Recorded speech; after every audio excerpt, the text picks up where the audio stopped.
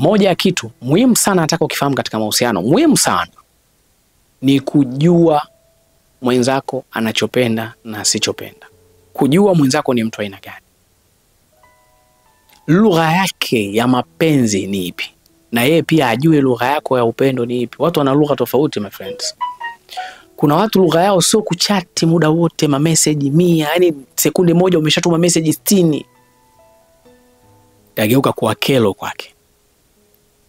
Kuna watu lugha yao sio kutumiana picha, utageuka kuwa kelo kwake, mapicha. Kuna watu mahusiano yao wanatumiana zile picha zenye jumbe, yani picha za wazungu zina ujumbe wa upendo. Watu wanatumiana muziki. Sasa umedate, umeingia katika mahusiano na mwanaume jana tu ama mwanamke jana tu, kesho unaanza kumtumia mapicha. Unaanza kuongea lugha yako ile ya upendo kwake. Ukikutana na yeye sio lugha yake, anaanza kuona wewe mwanamke wa aina gani, mshamba, msumbufu. Anakuona kama hauna akili. Wewe unaona ndio upendo, kama mwenzako anakuhesabia kama hauna akili. Kwa unapoanza kudate na mtu, hebu kuwa makini, makinika kuweza kumuelewa anapenda nini. Na haya ndio maswali ya kuulizana on date. Mwanzo wa mahusiano lazima muulizane unachopenda mwenzako, umwambie unachopenda wewe. Haya ndio maongezi ya mwanzo wa mahusiano. Yeye ni mtu aina gani, anapenda kutoka maeneo gani, anapendelea vitu gani, kazi yake ni. Msome katika hizo nyakati, then from there utaanza kumuelewa ni mtu aina gani. Kwa hiyo utapoanza kumpelekea moto wa upendo, unaelewa unaupelekea moto gani. Kuna wanawake wanapenda mashairi, nikilala naota, nikikuota naota kama unanita, kumbe wanayapenda. Yani mahusiano yao ukiwatumia iko umewakosha. Lakini wapo wanawake hawapendi, ukituma hivyo mwanamke mbona mshamba, si atume tu mambo imeisha. Unamkera, kila akiona message yako hata kuisoma aisome anafuta. Na wapo wanaume wanapenda hizo ngonjela, lakini wapo wanaume hawapendi. Wapo wanawake wanapenda picha zenye jumbe za mapenzi, wapo wanaume hawapendi, wapo wanawake. Yaani kwa hiyo ni lazima uelewe mwenzako lugha yake ya upendo ni ipi, then uiishi na yeye aelewe ya kwako. Otherwise wote lugha zenu za upendo ni tofauti, mna uwezo mkaelewana na mkafika katika eneo zuri. Nikwambie, wapo watu wanapendana sana kuliko hata wewe unaotextiana na mwenzako kila kukicha. Wewe una mwanaume mna text kuanzia asubuhi mpaka jioni. Nikwambie kuna watu wa text asubuhi mpaka jioni. Wao wakitumiana tu message, umeshindaje, umemkaje, imetoka jioni, usiku mwema. Na wanapendana kuliko nyinyi. Kwa nini? Kwa sababu kama lugha yao sio kuchati sana, then asubuhi njema usiku mwema inatosha kwao. Wataongea mambo ya msingi wanapokutana. Kuna watu kwenye kuchati unajua waongei. Wao wanapanga tu, bwana Jumatano una nafasi tuonane, sawa. Wakionana ndo wanaongea sana.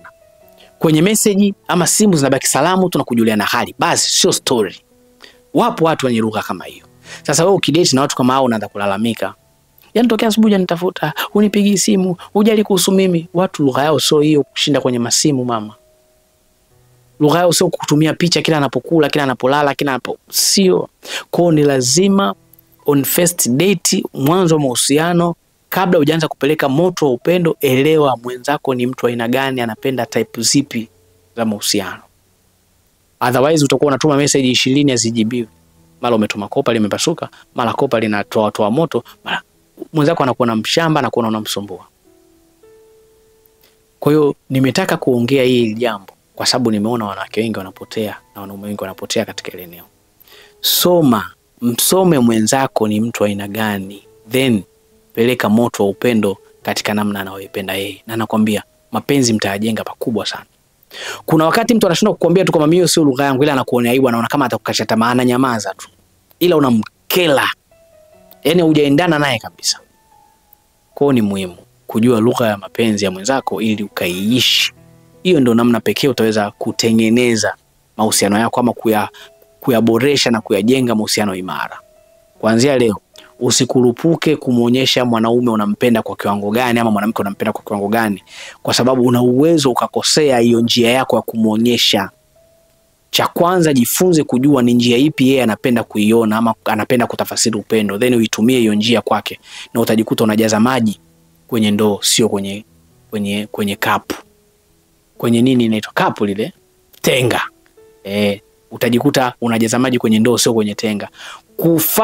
Kupeleka moto wa upendo katika namna ambayo sio lugha ya mwenzako ni kama unajaza maji kwenye tenga. Lakini ukipeleka moto katika lugha ya mwenzako ya upendo, maana yake utajaza maji kwenye ndoo.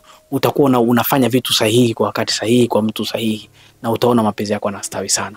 Kwa wakati mwingine sio kwamba sisi tunawapenda sana watu afu wao watupendi.